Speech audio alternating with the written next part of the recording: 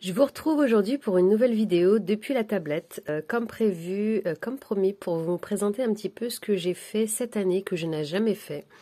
D'habitude, je le fais sur des feuilles volantes, ça se perd, c'est pas très lisible. Enfin, en tout cas, c'est pas très organisé. Donc, c'est tout simplement mon calendrier du potager. Donc, personnalisé avec ma région, par rapport à ma région et surtout aussi par rapport à mon expérience.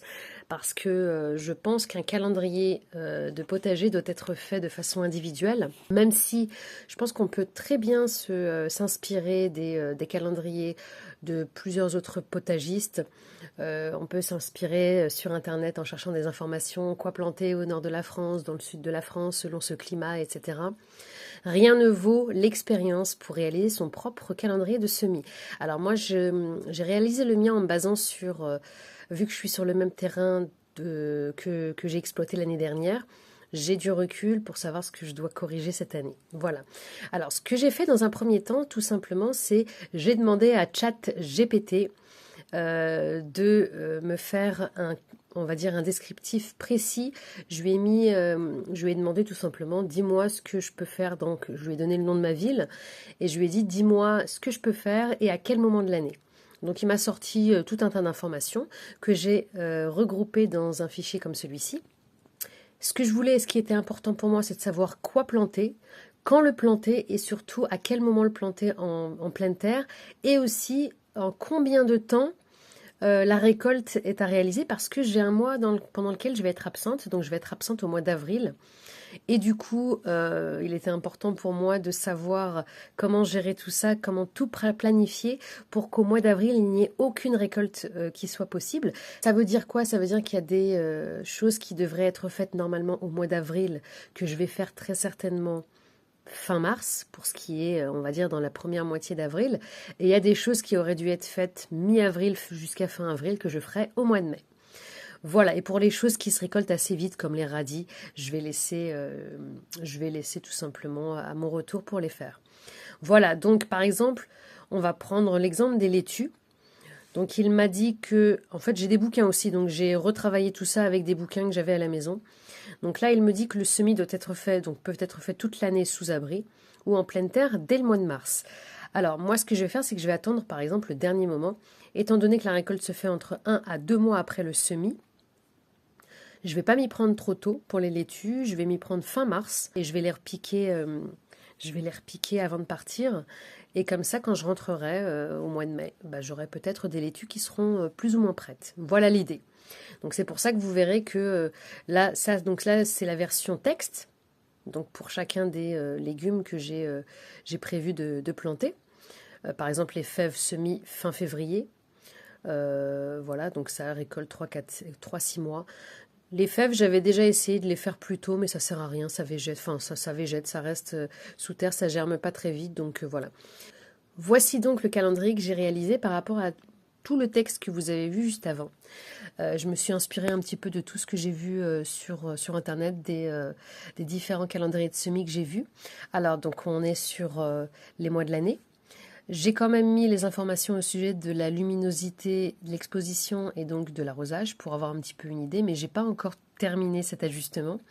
Donc si je zoome, ce que j'ai fait, c'est que je les ai classés par ordre de plantation. C'est-à-dire que bah, du coup, je vais commencer par l'ail, puis l'oignon, puis les fèves, puis les petits pois, etc.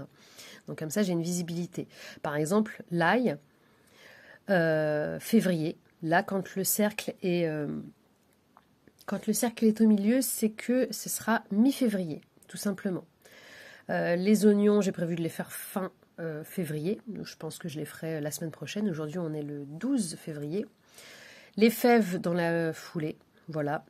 Et donc, comme vous pouvez le voir, on a pas mal de choses au mois de mars.